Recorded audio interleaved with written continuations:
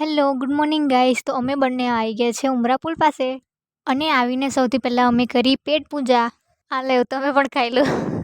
અને આ જો આપણો ગોલગપ્પુનો ડાન્સ. પછી ગોલગપ્પુના મામાના ઘરે કંઈ સામાન આપવાનો હતો એટલે અમે ત્યાં ગયા, પણ અડધા રસ્તે પાણી એટલું ભરાયું હતું ને કે આપણી ગાડી તો નીકાળવાની શક્ય જ નથી. યાર, કોઈની ગર્લફ્રેન્ડ ખોવાઈ હોય તો અહીંયા આ એકલી ફરે છે ક્યારની. જો મામાના ઘરે જવાનું તો એક બહાનું હતું, અમારે તો ઉમરા પુલ પર પાણી જોવા આવવું હતું. અને યાર પાણી તો જો એટલું બધું પાણી છે ને કે હું તો પડું તો જિંદગીમાં નહીં પડું પાછી. તમે લોકો ખાલી પાણીનો અવાજ સાંભળો.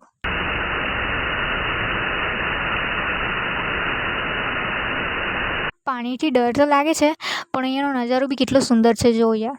પણ હું એ વિચારતી હતી કે અહીંયાથી હું પડી જાઉં તો મારો શું હાલ થાય યાર.